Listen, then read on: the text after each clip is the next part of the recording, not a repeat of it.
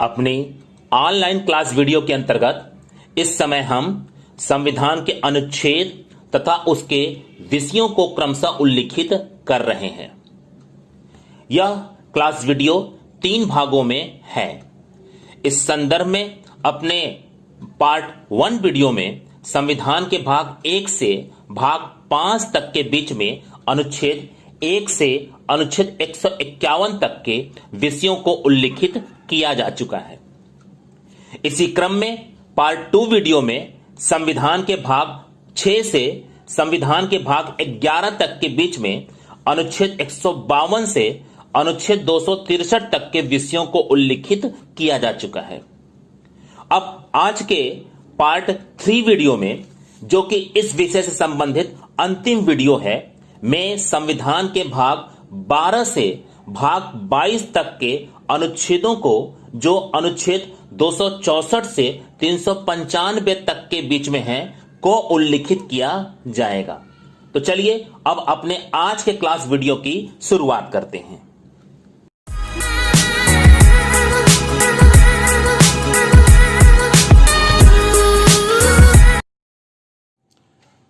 अब हम संविधान के भाग 12 से जुड़े अनुच्छेदों की चर्चा करेंगे। भाग 12 का विषय वित्त, संपत्ति, संविदाएं और वाद है। Finance, property, contracts and suits. इसके अंतर्गत जो अनुच्छेद हैं, उसमें जो पहला अनुच्छेद है वो अनुच्छेद 264 है। अनुच्छेद 264 का जो विषय है वो निर्वचन है। Article 264 interpretation. अनुच्छेद 265 विधि के प्राधिकार के बिना करों का अधिरोपण न किया जाना, नो टैक्सेस विदाउट रिप्रेजेंटेशन। ये काफी महत्वपूर्ण अनुच्छेद है। Article 265 taxes not to be imposed save by authority of law. अनुच्छेद 266 भारत और राज्यों की संचित निधियों और लोक लेखे का उल्लेख करता है। Article 266 consolidated fund and public account of India end of states. अनुच्छेद 267 आकस्मिकता निधि की बात करता है। 267 contingency fund, contingency fund. Article 268 संघ द्वारा उद्ग्रहित किए जाने वाले किंतु राज्यों द्वारा संग्रहित और विनियोजित किए जाने वाले शुल्क। Article 268 duties levied bye the union but collect and appropriate by the states. अनुच्छेद 268 क सेवा कर, जिसे संघ द्वारा उद्ग्रहित किया जाएगा और संघ तथा राज्यों द्वारा संग्रहित और संविभाजित किया जाएगा।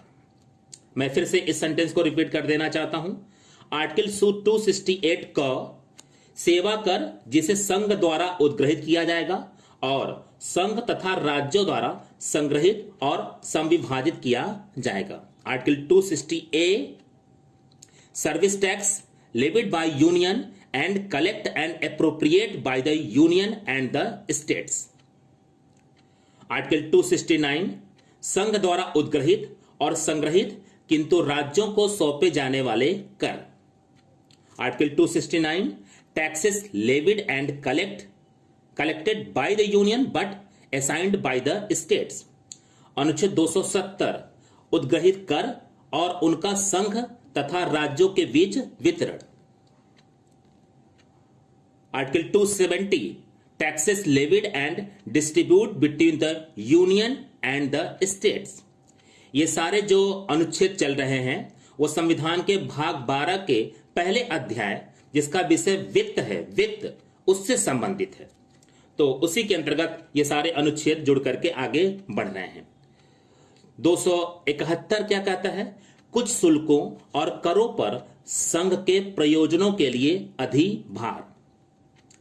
271 surcharge on certain duties and taxes for purpose of the union. थोड़ा सा इस आर्टिकल को भी याद करेगा, यहां से आपको अधिभार, सरचार्ज लगाने का मौका मिल जाता है इकोनॉमिक्स टर्मोलॉजिकल वर्ड के अंतर्गत। अनुच्छेद 272 निश्चित है अनुच्छेद 273 जूट पर और जूट उत्पादों पर निर्यात शुल्क के स्थान पर अनुदान। जूट पर और जूट उत्पादों पर निर्यात शुल्क के स्थान पर अनुदान। Grant in लिeu of export duties on jute and jute products. अनुच्छेद 274 ऐसे कराधान पर जिसमें राज्य हितबद्ध है, प्रभाव डालने वाले विधेयकों के लिए राष्ट्रपति की पूर्व सिफारिश की अपेक्षा। Article 274 prior recommendation of president required to bill affecting taxation in which state are interested. Article 275 कुछ राज्यों को संघ से अनुदान। आर्टिकल 275 कुछ राज्यों को संघ से अनुदान। Grant from the union to certain states. 276 वृत्तियों, व्यापारों, आजीविकाओं और नियोजनों पर कर। आर्टिकल 276 वृत्तियों, व्यापारों, आजीविकाओं और नियोजनों पर कर। Taxes on profession, trades, calling and employment. Article 277 व्यावृत्ति। Article 277 saving. अनुच्छेद 277 व्यावृत्ति, इंग्लिश में इसको सेविंग बोल रहे हैं। अनुच्छेद 278 कुछ वित्तीय विषयों के संबंध में पहली अनुसूची के भाग ख के राज्यों से करार। Article 278 agreement with states in part B of the first schedule with regard in certain financial matter. Article 279 शुद्ध आगम आदि की गणना। Calculation of net proceed etcetera. अनुच्छेद 280 काफी महत्वपूर्ण अनुच्छेद यह भी है। फाइनेंस कमीशन वित्त आयोग के बारे में बात करता है। अनुच्छेद 281 वित्त आयोग की सिफारिशों की चर्चा करता है। Recommendation of the finance commission. उसके बाद आगे का अनुच्छेद है अनुच्छेद 282 संघ या राज्य द्वारा अपने राजस्व से किए जाने वाले तथ्य। संघ या राज्य द्वारा अपने राजस्व से किए जाने वाले तथ्य।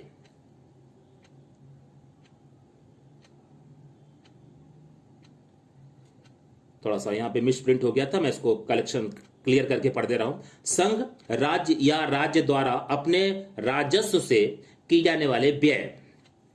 Expenditure defrayable by the union और state out of its revenue.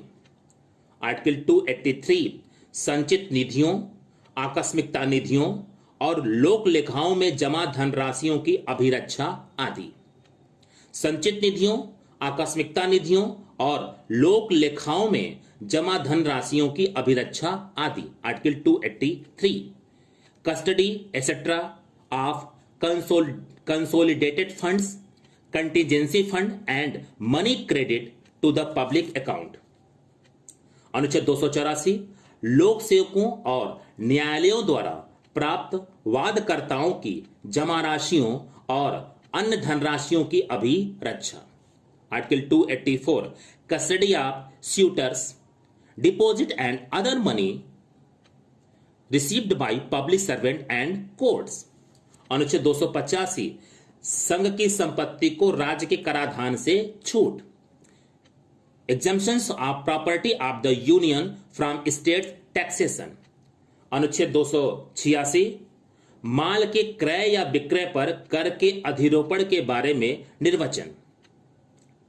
Restriction as to imposition of taxes on the sale and purchase of goods। अनुच्छेद 286। अनुच्छेद 287 विद्युत पर करों से छूट। Restriction as to imposition of taxes on the exemptions from taxes on electricity। अनुच्छेद 288 जल या विद्युत के संबंध में राज्यों द्वारा कराधान से कुछ दशाओं में छूट। Exemptions from taxation by states in respect of water of or electricity in certain cases। राज्यों की संपत्ति और आय को संघ के कराधान से छूट, ये आर्टिकल 289 है, 289। 289 क्या कहता है? Exemptions of property and income of a states from union taxation. अनुच्छेद 290 कुछ व्ययों और पेंशनों के संबंध में समायोजन। Article 290 adjustment in respect of certain expenses and pension. अनुच्छेद 290 का कुछ देवस्थम निधियों का वार्षिक संध्याय। 298 annual payment to certain Devaswom funds. 291 शासकों की निजी थैली की राशि, privy purse sums of rulers. शासकों की निजी थैली की राशि, privy purse sums of ruler. उसके बाद अध्याय 2 आता है, बोरोविंग, उधार लेने से जुड़ा हुआ यह अनुच्छेद है। इसके अंतर्गत 2 अनुच्छेद है, 292 और 293। तो 292 क्या कहता है? भारत सरकार द्वारा उधार लेना, borrowing by the government of India. और 293 राज्यों द्वारा उधार लेना, बोरोविंग बाय स्टेट्स। अध्याय 3 इसके बाद आता है। अभी हम भाग 12 में ही चल रहे हैं। इसका जो विषय है संपत्ति, संविदाएं, अधिकार, दायित्व, बाध्यताएं और वाद, property, contracts, right and liabilities. इसके अंतर्गत जो अनुच्छेद है उसमें पहला जो अनुच्छेद आ रहा है वो 294, 293 तक अभी हम बता चुके थे। 294 कुछ दशाओं में संपत्ति, आस्तियों, अधिकारों, दायित्वों और बाध्यताओं का उत्तराधिकार। Succession to property, assets, rights, liabilities and obligation in certain cases as from the commencement of the constitution. 295 article है, अन्य दशाओं में संपत्ति, आस्तियों, अधिकारों, दायित्वों और बाध्यताओं का उत्तराधिकार। Succession to property, assets, rights, liabilities and obligation in other cases. Article 296 राजगामी या व्यक्तिगत या स्वामी विहीन होने से प्रोद्भूत संपत्ति, property accruing by the estates और लैब्स और as bona वैकेंसिया।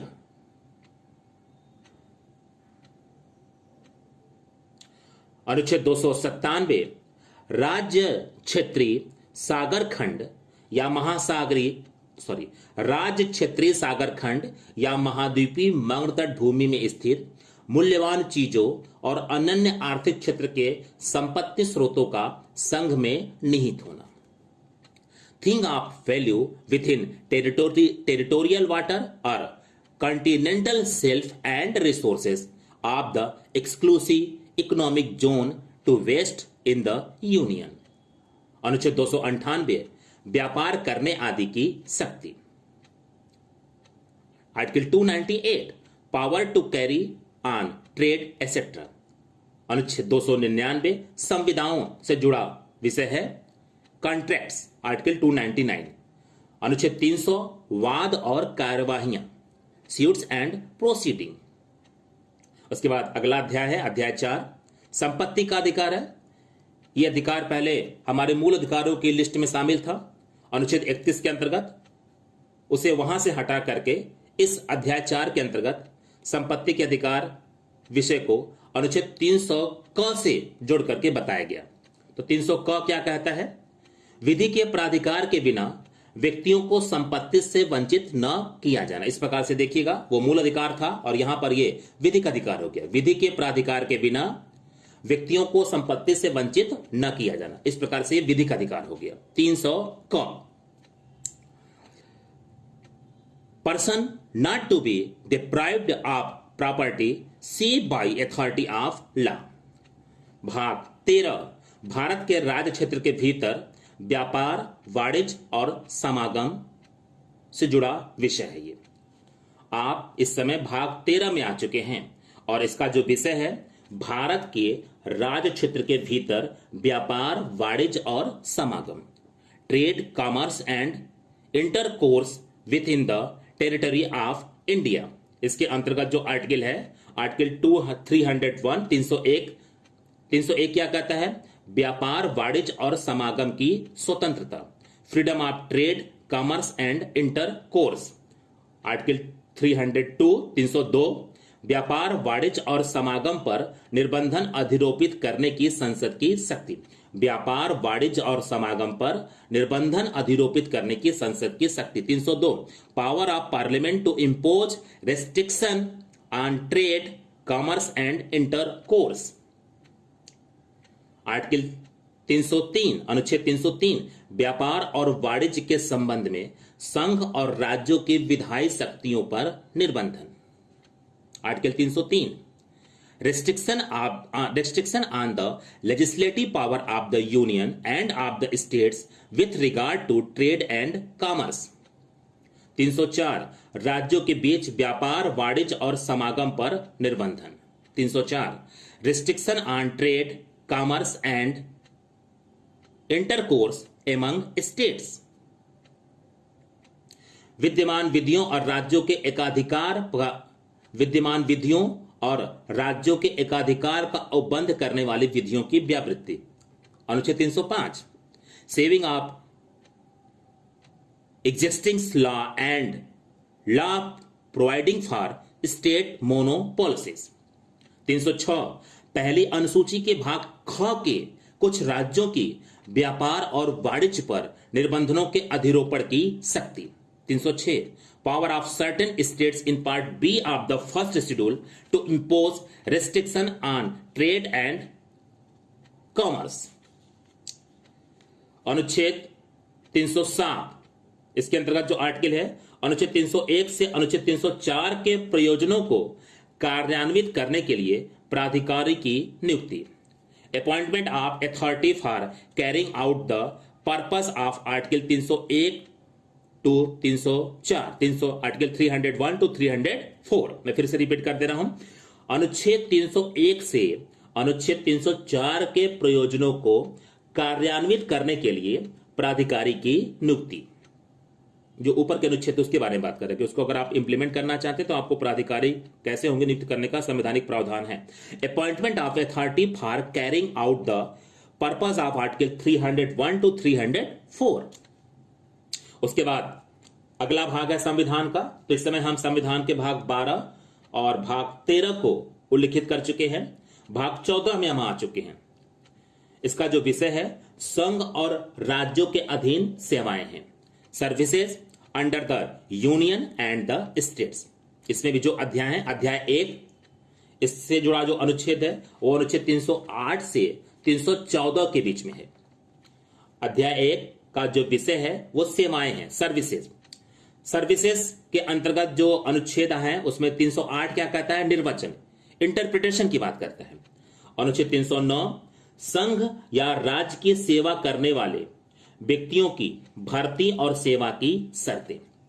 Recruitment and condition of service of person serving the union और ए स्टेट्स। 310 संघ या राज्य की सेवा करने वाले व्यक्तियों की पदावधि। Tenure of office of person serving the union और ए स्टेट्स। संघ या राज्य की सेवा करने वाले व्यक्तियों की पदावधि। Tenure of office of person serving the union और ए स्टेट्स। 311 संघ या राज्य के अधीन सिविल हैसियत में नियोजित व्यक्तियों का पदच्युत किया जाना। संघ या राज्य के अधीन सिविल हैसियत में नियोजित व्यक्तियों का पदच्युत किया जाना, पद से हटाया जाना या पंक्ति में अवनत किया जाना। डिसमिसल, रिमूवल और reduction in rank of person employed in civil capacities under the union और ए स्टेट्स। 312 क्या करता है? अखिल भारतीय सेवाओं के बारे में बात करता है, ऑल इंडिया सर्विसेज के बारे में बात करता है। 312 क कुछ सेवाओं के अधिकारियों की सेवा की शर्तों में परिवर्तन करने या उन्हें प्रतिसंहत करने की संसद की शक्ति। Power of parliament to vary और revoke conditions of service of officers of certain services.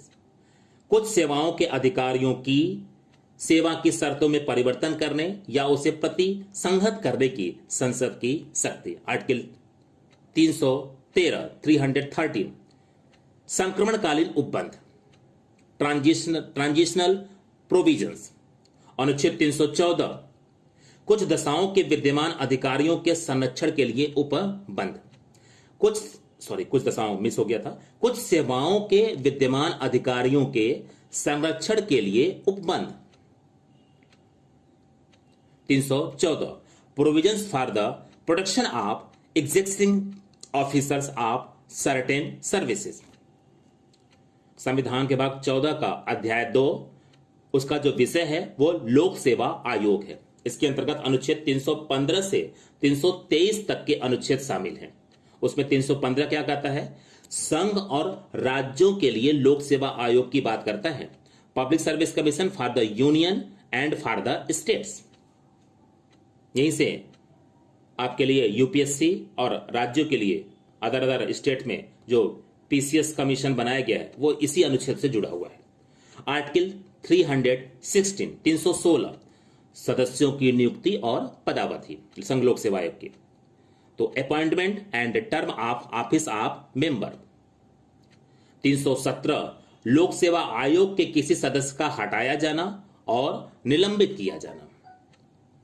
लोक सेवा आयोग के किसी सदस्य का हटाया जाना और निलंबित किया जाना। 317 removal and suspension of A member of public service commission. Article 318 आयोग के सदस्यों और कर्मचारी वृंद की सेवा की शर्तों के बारे में विनियमन बनाने की शक्ति। आयोग के सदस्यों और कर्मचारी वृंद की सेवा की शर्तों के बारे में विनियम बनाने की शक्ति। 318 power to make regulation as to condition of service of member and staff of the commission. 319 आयोग के सदस्यों द्वारा ऐसे सदस्य न रहने पर पद धारण करने के संबंध में प्रतिषेध।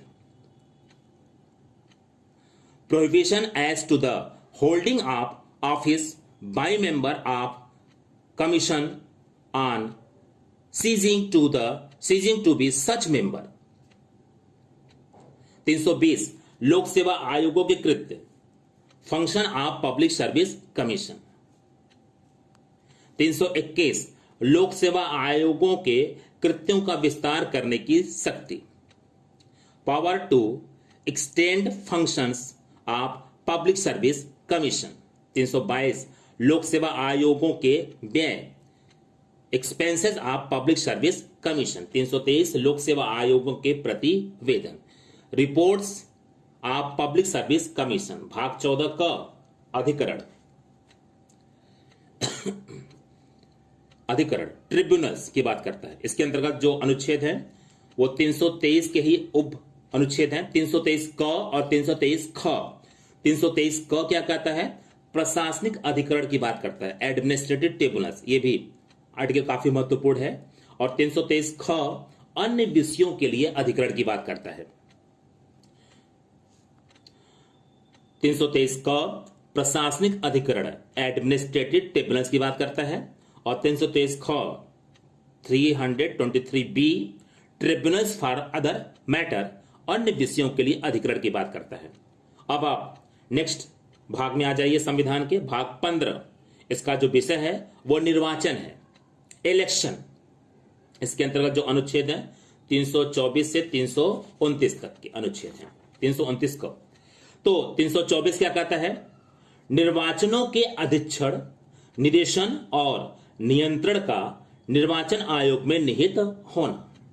निर्वाचनों के अधीक्षण, निर्देशन और नियंत्रण का निर्वाचन आयोग में निहित होना। सुपरिंटेंडेंस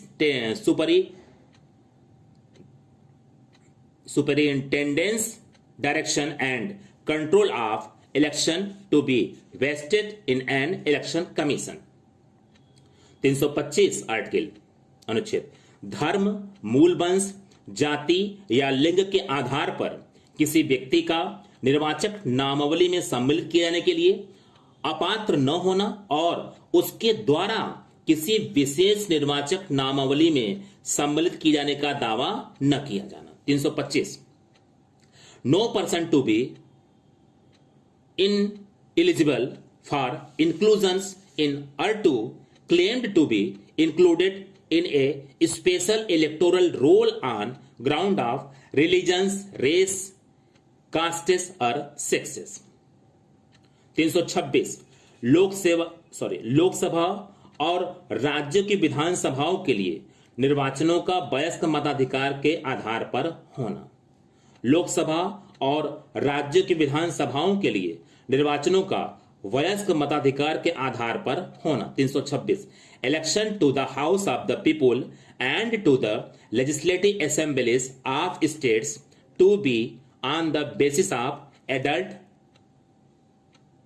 सफरेज।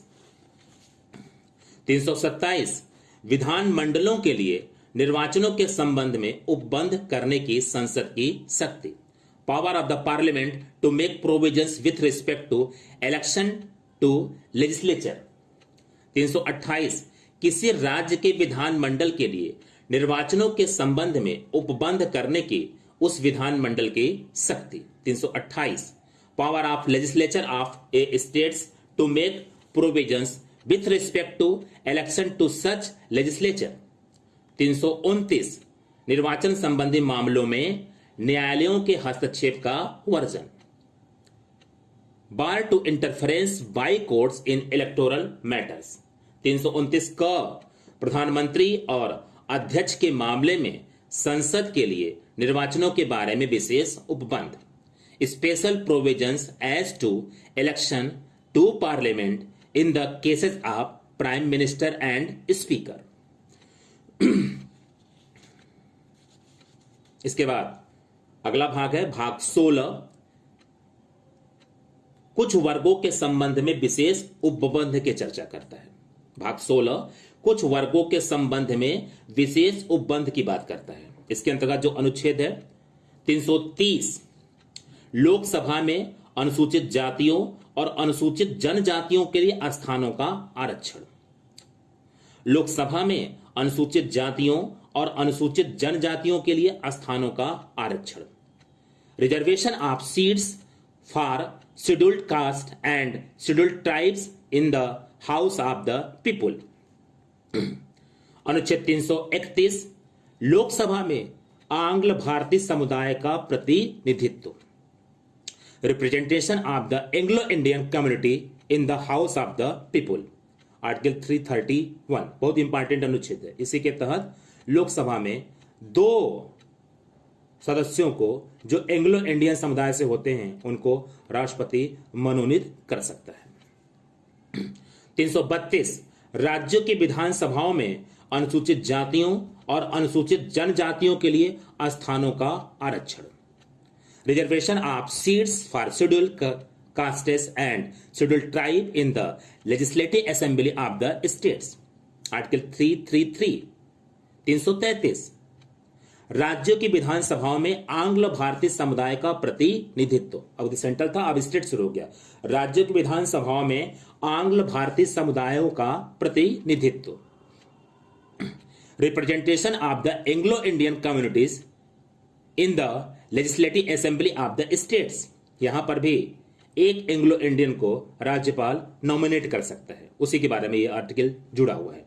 334 स्थानों के आरक्षण और विशेष प्रतिनिधित्व का 70 वर्ष के पश्चात न रहना। Reservation of seats and special representation to cases after 70 year. अनुच्छेद 335 सेवाओं और पदों के लिए अनुसूचित जातियों और अनुसूचित जनजातियों के दावे। 335 claimed of scheduled caste and scheduled tribe to service and post. 336 कुछ सेवाओं में आंग्ल भारतीय समुदाय के लिए विशेष उपबंध। 336 special provisions for Anglo Indian community in certain services. 337 आंग्ल भारतीय समुदाय के फायदे के लिए शैक्षिक अनुदान के लिए विशेष उपबंध। 338 क्या कहता है? राष्ट्रीय अनुसूचित जाति आयोग national commission for scheduled caste. 338 क, राष्ट्रीय अनुसूचित जनजाति आयोग, national commission for scheduled tribe. और 338 कहता है राष्ट्रीय अनुसूचित जाति आयोग, और 338 क कहता है राष्ट्रीय अनुसूचित जनजाति आयोग। 339 कहता है अनुसूचित क्षेत्रों के प्रशासन और अनुसूचित जनजातियों के कल्याण के बारे में संघ का नियंत्रण। 339 control of the union over the administration of scheduled area and the welfare of scheduled tribes.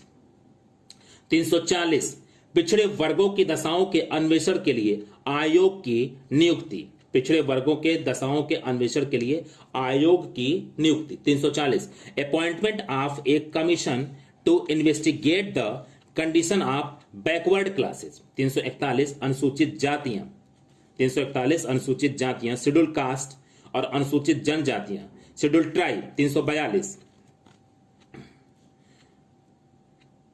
भाग 17 राजभाषा से यह भाग संबंधित है।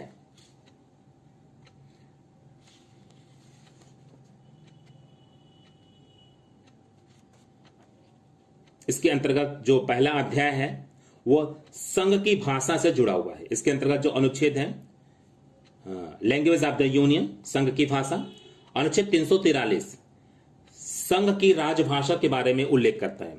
Official language of the union, संघ की राजभाषा के बारे में उल्लेख कर रहा है अनुच्छेद 343, official language of the union. अगला अनुच्छेद है राजभाषा के संबंध में आयोग और संसद की समिति।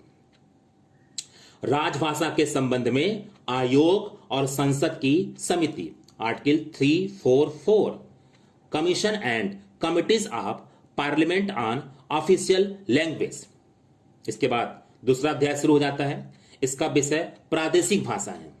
प्रादेशिक भाषाओं से जुड़ करके अब कुछ अनुच्छेद है। यहां पर हम भाग 17 की चर्चा कर रहे हैं जिसका विषय राजभाषा है।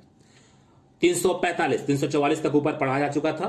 345 राज्य की राजभाषा या राजभाषाएं, ऑफिशियल लैंग्वेज और लैंग्वेज ऑफ ए स्टेट्स। 346 एक राज्य और दूसरे राज्य के बीच या किसी राज्य और संघ के बीच पत्रादि की राजभाषा। एक राज्य और दूसरे राज्य के बीच या किसी राज्य और संघ के बीच पत्रादि की राजभाषा।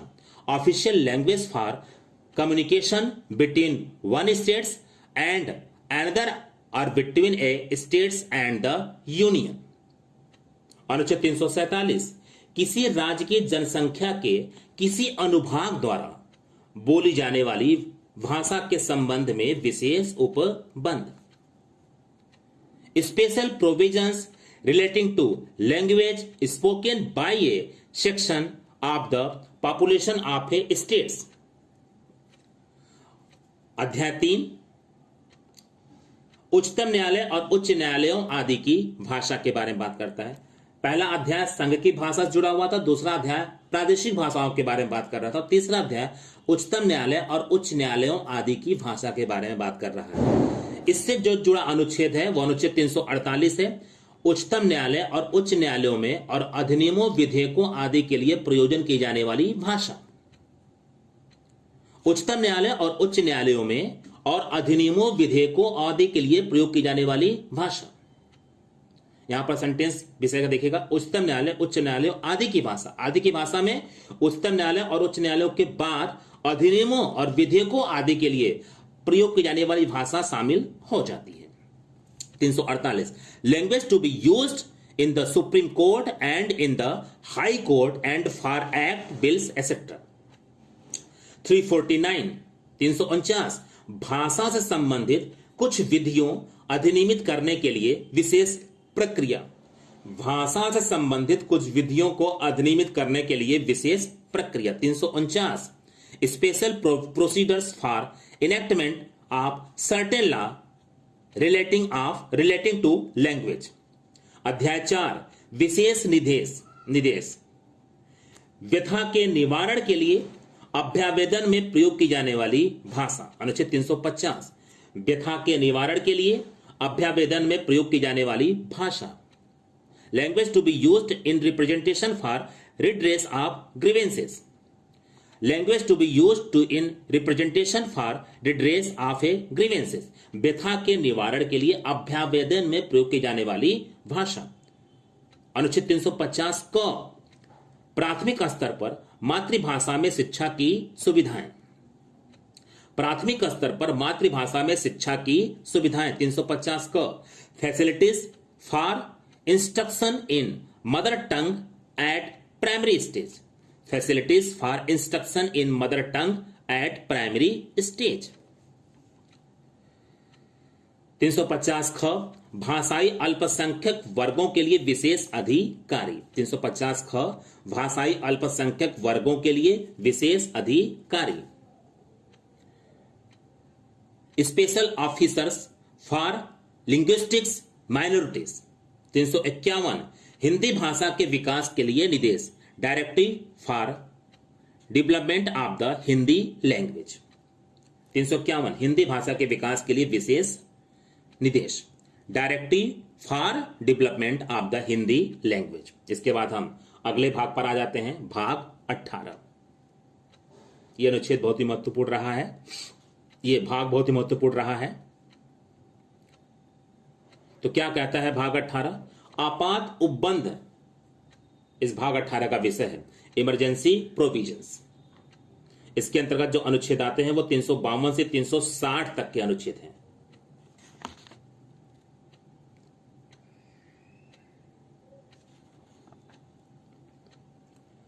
तीन सौ 52 क्या कहता है? आपात की उद्घोषणा।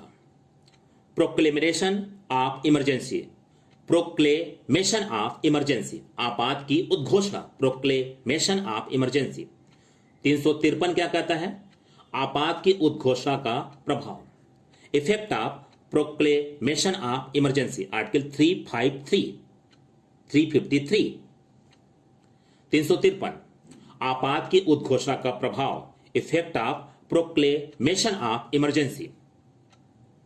आर्टिकल 354 जब आपात की उद्घोषणा प्रवर्तन में है तब राजस्वों के वितरण संबंधी उपबंधों का लागू होना।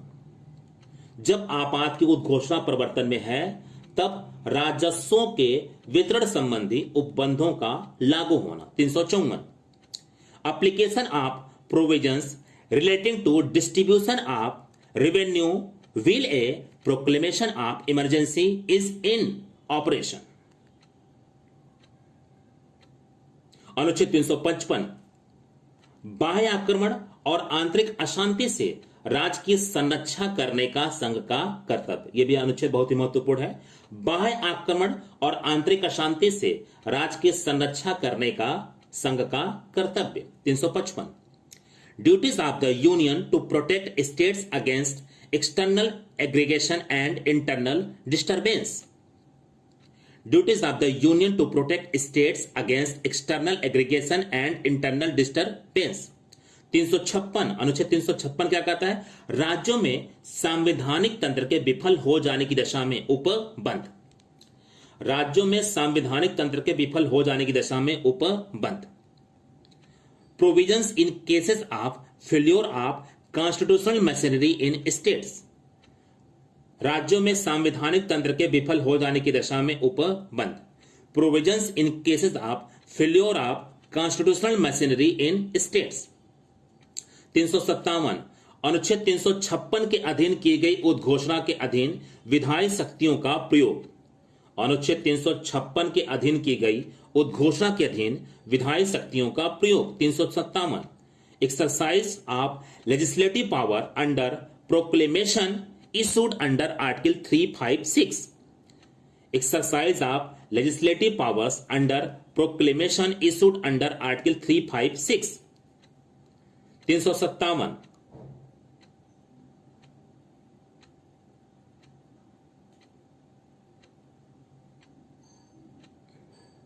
357 अनुच्छेद 356 के अधीन की गई उद्घोषणा के अधीन विधायी शक्तियों का प्रयोग। Exercise of legislative power under proclamation issued under article 356। अनुच्छेद 356 के अधीन की गई उद्घोषणा के लिए विधायी शक्तियों का प्रयोग, यह आर्टिकल 357 था, 357 अब अगला अनुच्छेद है 358, आपात के दौरान अनुच्छेद 19 के उपबंधों का निलंबन, suspension of provisions of article 19 during emergencies. आपात के दौरान अनुच्छेद 19 के उपबंधों का निलंबन, फंडामेंटल राइट्स है। तो suspension of provisions of article 19 during emergencies, अनुच्छेद 359, आपात के दौरान भाग 3 द्वारा प्रदत्त अधिकारों के प्रवर्तन का निलंबन, आपात के दौरान भाग 3 द्वारा प्रदत्त अधिकारों के प्रवर्तन का निलंबन, suspension of the enforcement of the right conferred by part 3 during emergencies, आपात के दौरान भाग 3 द्वारा प्रदत्त अधिकारों के प्रवर्तन का निलंबन, suspension of the enforcement of the rights conferred by part 3 भाग 3 ड्यूरिंग इमरजेंसीज। 359 क, इस भाग का पंजाब राज्य को लागू होना, इस भाग का पंजाब राज्य को लागू होना, application of this part two the states of Punjab. 360, वित्तीय आपात के बारे में उपबंध, वित्तीय आपात के बारे में उपबंध, provisions as to financial emergencies, provisions as to financial emergencies. उसके बाद भाग 19 है, भाग 19 के अंतर्गत जो अनुच्छेद है, उसके पहले भाग 19 का विषय प्रकीर्ण है, मिसलेनियस है। इसके अंतर्गत जो आर्टिकल है, अनुच्छेद है 361, राष्ट्रपति और राज्यपालों और राज्य प्रमुखों का संरक्षण, protection of president and governor and Raj Pramukh. अनुच्छेद 361 क, संसद और राज्य के विधानमंडलों की कार्यवाहियों के प्रकाशन का संरक्षण, संसद और राज्य के विधानमंडलों की कार्यवाहियों के प्रकाशन का संरक्षण। 361 क, protection of publication of proceeding of parliament and state legislature, protection of publication of proceeding of parliament and state legislature. 361 ख, लाभप्रद राजनीतिक पद पर नियुक्ति के लिए निडरता, लाभप्रद राजनीतिक पद पर नियुक्ति के लिए निडरता। Disqualification for appointment on remunerative political post, remunerative political post. अनुच्छेद 362, देशी राज्यों के शासकों के अधिकार और विशेषाधिकार, right and privileges of ruler of Indian states, देशी राज्यों के शासकों के अधिकार और विशेषाधिकार, right and privileges of ruler of Indian states.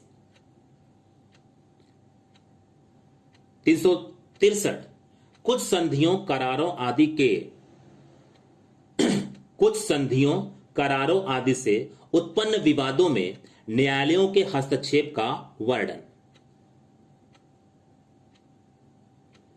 Bar to interference by court in dispute arising out of certain treaties, agreement etc. 363 क, देशी राज्यों के शासकों को दी गई मान्यता की समाप्ति और निजी थैलियों का अंत, recognition grants of ruler of Indian states to cesses and to cases and privy purses to be abolished, recognition grant of ruler of Indian states of seizures and privy purses to be abolished। अनुच्छेद 364, महापत्तनों और विमान क्षेत्रों के बारे में विशेष उपबंध, महापत्तनों और विमान क्षेत्रों के बारे में विशेष उपबंध। 364, special provisions as to major ports and aerodromes, महापत्तनों और विमानपत्तनों के बारे में विशेष उपबंध। Special provisions as to major ports and aerodromes. 365 संघ द्वारा दिए गए निर्देशों का अनुपालन करने में या उनको प्रभावी करने में असफलता का प्रभाव। 365 effect of failure to comply with or to give effects to direction given by the union। संघ द्वारा दिए गए निर्देशों का अनुपालन करने में या उनको प्रभावी करने में असफलता का प्रभाव। Effect of failure to comply with और to give effect to direction given by the union.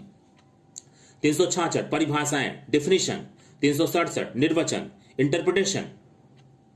भाग 20 संविधान का संशोधन।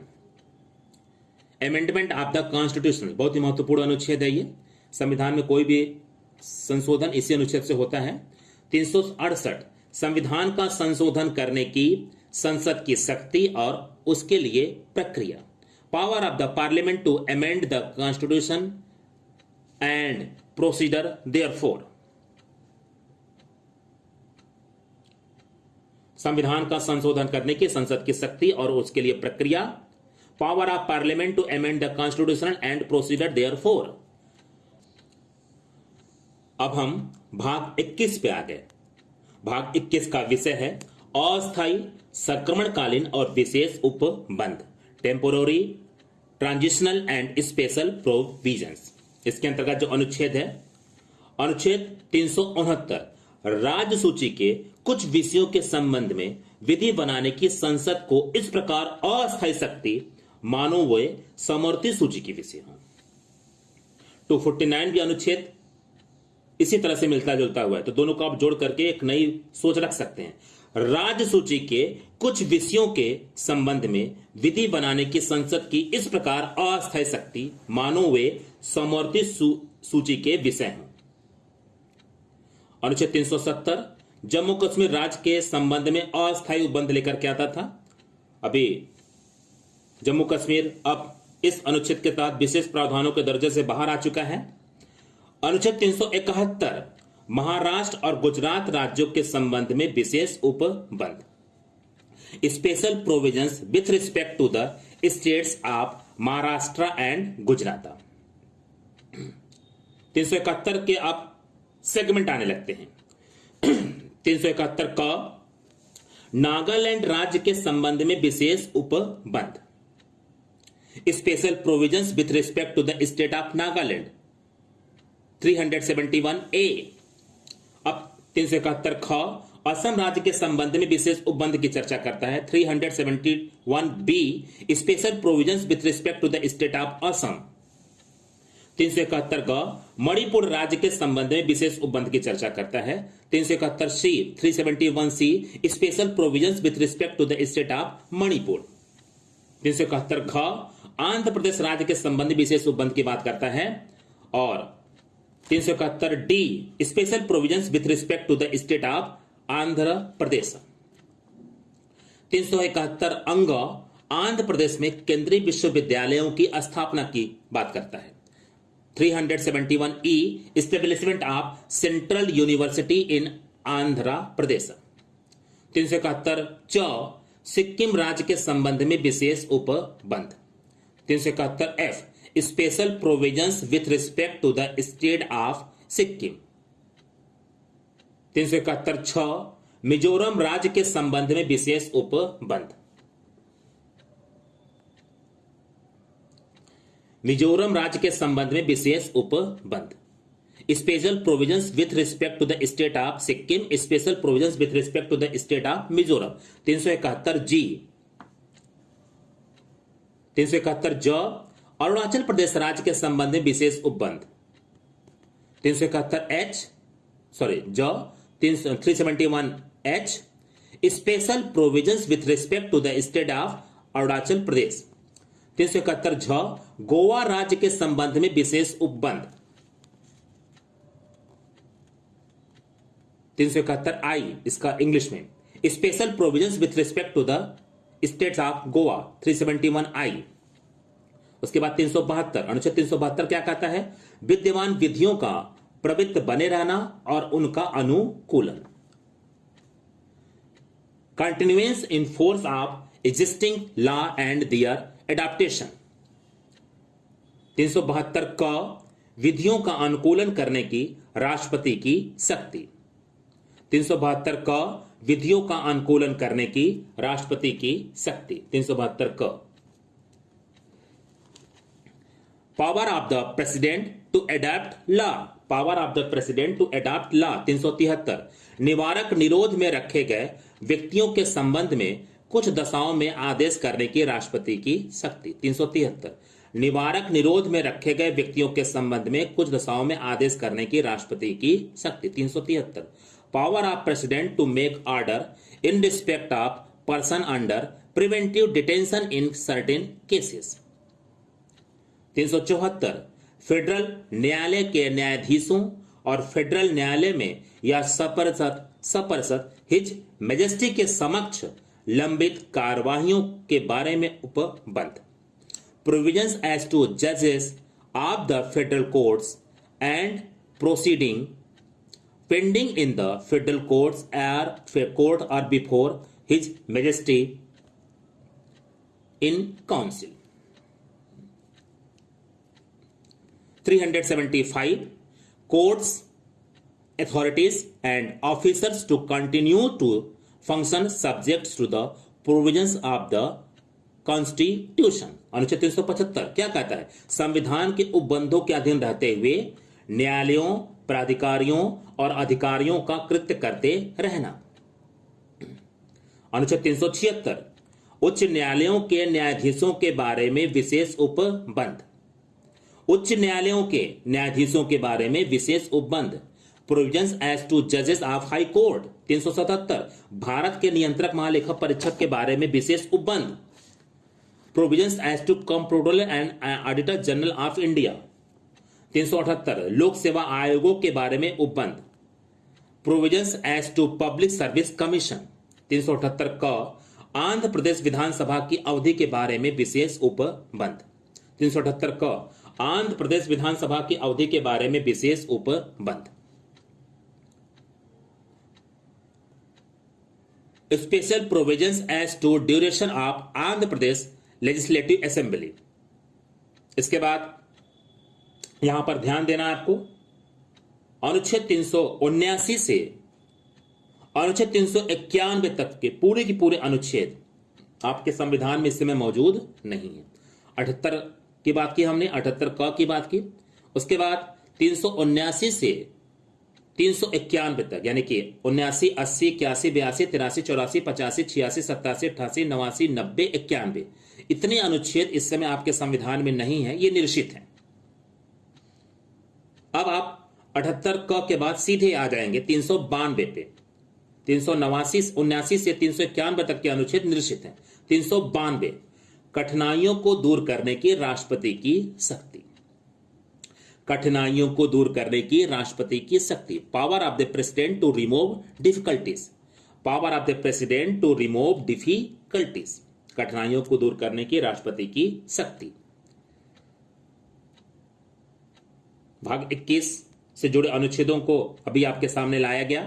अब आप भाग 22 पर आ जाइए। यह संविधान का अंतिम भाग है।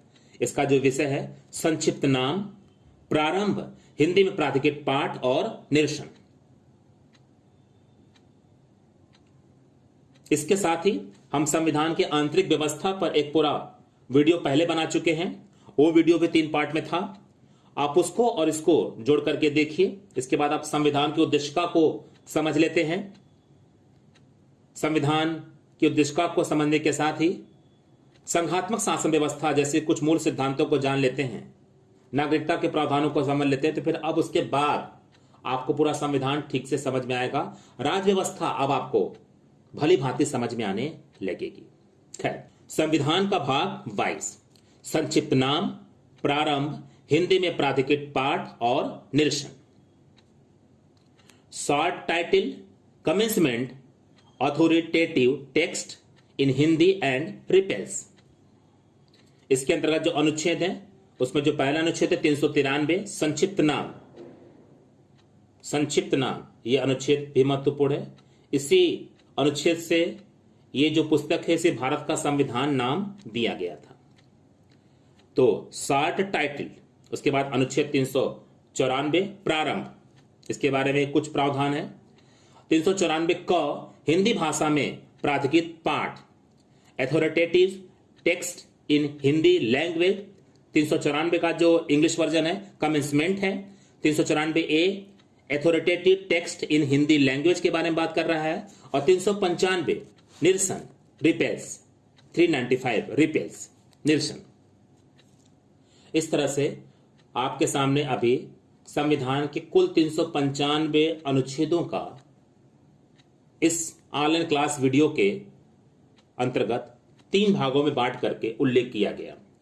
इस पूरे वॉइस वीडियो में हमने केवल अनुच्छेदों का उल्लेख मात्र किया है, किसी भी अनुच्छेद को एक्सप्लेन करने का हमने बिल्कुल भी प्रयास नहीं किया है। आप खुद समझ सकते हैं कि 395 अनुच्छेदों को केवल उल्लेख करने में लगभग 3 घंटे का वीडियो बन गया था। अगर हम इसको उल्लेख एक्सप्लेन कर देते तो यहां पर यह वीडियो कम से कम 15 घंटे का बन जाता, थोड़ा भी एक्सप्लेन कर देते, लेकिन इसे यहां पर उचित नहीं माना जा रहा था। अब आप इन अनुच्छेदों को जान जाइएगा। इन अनुच्छेदों से सीधे सीधे प्रश्न भी बनते हैं। उसके बाद एक सबसे महत्वपूर्ण बात आपको बताई जा रही है कि जब आप मुख्य परीक्षा आईएएस और पीसीएस में किसी भी विषय का विश्लेषण शुरू करेंगे और उस विश्लेषण के बाद उस विश्लेषण को आप प्रशासनिक नजरिए से जुड़ करके देखेंगे, तो इन संवैधानिक अनुच्छेदों के अंतर्गत जो विषय हैं वहां पर आपके लिए काफी मददगार साबित होंगे। और इस तरह से इन अनुच्छेदों के विषयों के अंतर्गत अगर किसी विधि को आधार बना करके किसी भी घटना में ला करके आपको उसको एनालाइज करने के लिए बोला जाता है, तो इन संवैधानिक अनुच्छेदों का प्रयोग करके आपके पास तथ्यात्मक साक्ष्य होंगे आपका फैसला सही करने के लिए। तो मुख्य परीक्षा में इन अनुच्छेदों को अपने मुख्य परीक्षा के टॉपिकों को एनालाइज करने में सीधा इस्तेमाल करना है आपको टॉपिक के हिसाब से। और इन अनुच्छेदों का साक्ष्य लेकर के अगर आप अपने टॉपिक को एक्सप्लेन करने लगेंगे तो इससे आप अपनी प्रशासनिक कुशलता का बहुत उच्च स्तर मानिएगा और आईएएस और पीसीएस की मुख्य परीक्षा में एक विद्यार्थी के रूप में आपका लेवल काफी ऊंचा माना जाएगा। तो इसके सीधे अनुच्छेदों से जुड़ करके जो विषय है आप उसको भी याद करिए। उसके बाद इससे अंतर्गत आने वाले कुछ उपबंध भी होते, इसके अंतर्गत आने वाले उपबंध भी होते हैं। हम उपबंधों को जब इन अनुच्छेदों के अंतर्गत जो टॉपिक राज्य व्यवस्था में हमें पढ़ने के लिए दिए जाते हैं, हम जब वहां पर उसको पढ़ना शुरू करेंगे तो इन अनुच्छेदों से जुड़े उपबंधों को भी आवश्यकता के अनुसार उल्लेख करेंगे उसका। वहां पर इन अनुच्छेदों को हम समझने का भी प्रयास करेंगे कि आखिर ये अनुच्छेद कह क्या रहे हैं। तो यहां पर 395 अनुच्छेदों का अभी 3 वीडियो में उल्लेख किया गया है। आगे राज्य व्यवस्था के टॉपिक को पढ़ते समय जब जब जिस टॉपिक के साथ ये अनुच्छेद जुड़ते जाएंगे वहां पर हम इन अनुच्छेदों को एक्सप्लेन भी करते जाएंगे। तो चलिए फिर अब नेक्स्ट वीडियो में क्लास में फिर से आपसे मिलते हैं।